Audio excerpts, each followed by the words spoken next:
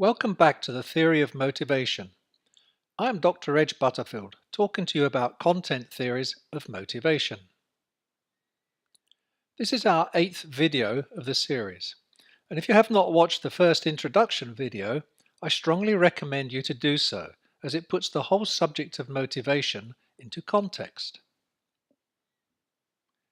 In our first video of this series on motivation, we introduced what is meant by motivation and the types of motivation theory. The remainder of this video series is split into two main groups of theory: process and content theories. In videos 2, 3 and 4, we introduced and explained three process motivational theories.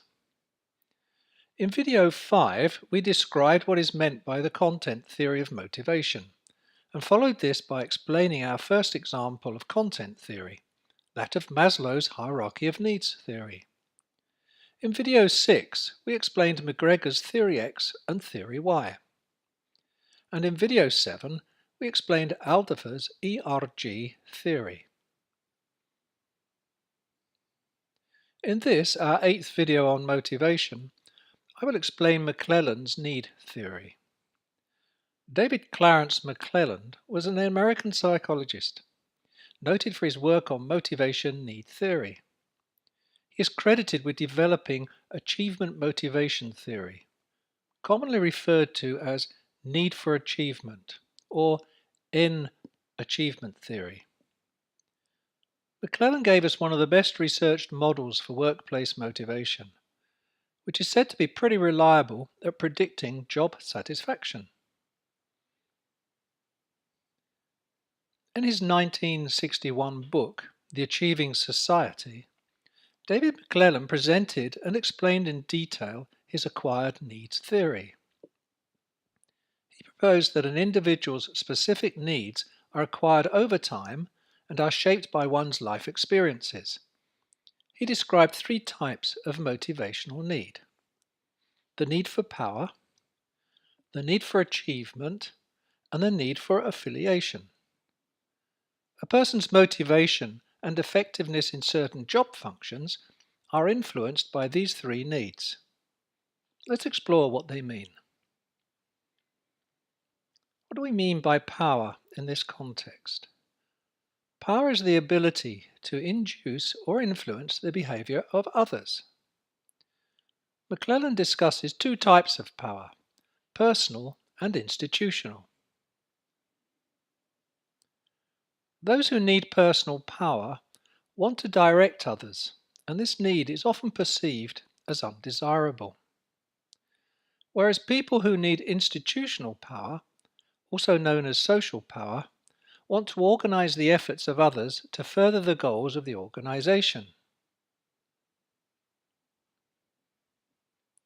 Managers with a high need for institutional power tend to be seen as more effective than those with a high need for personal power. This may be because they often come over as outspoken, forceful, demanding, practical and realistic, not sentimental, and like to get involved in the conversations. McClelland found that some people have an intense desire to achieve. He identified the following characteristics of high achievers. High achievers take the moderate risks. That is their calculated risk while performing the activities in the management context. This is opposite to the commonly held belief that high achievers take high risks. High achievers seek to obtain the immediate feedback for the work done by them, so as to know their progress towards the goal. Once the goal is set, high achievers put themselves completely into the job until it gets completed successfully. They will not be satisfied until they have given 100% in the task assigned to them.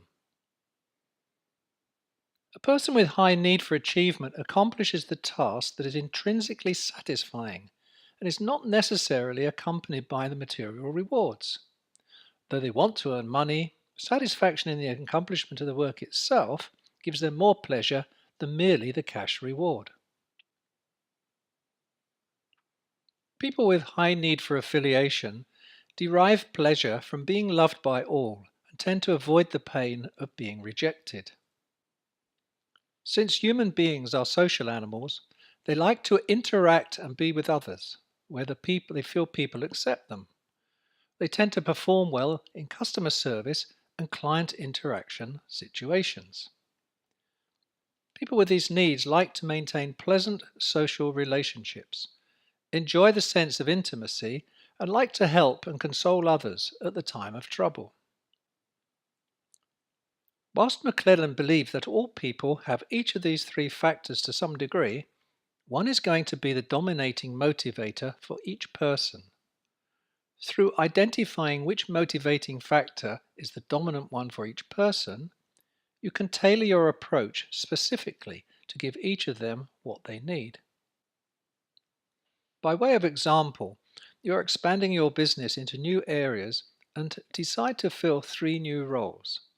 The first role is a new manager, the second a salesperson, and the third a person to work in a high-profile project team. Using McClelland's need theory, the way that you fill these positions could go like this.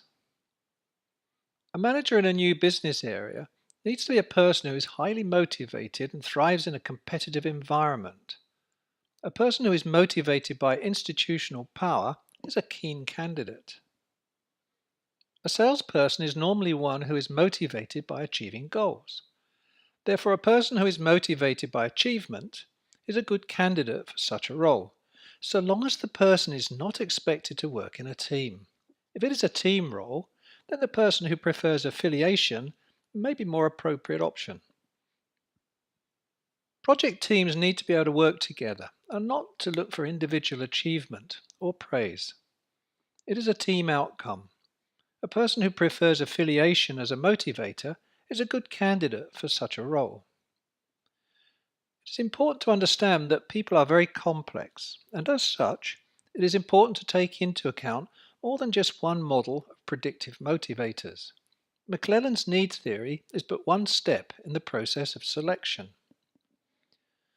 We have now reached the end of our explanation of McClelland's need theory. Thus far, in this second part of our video series, we have explained what content theory means.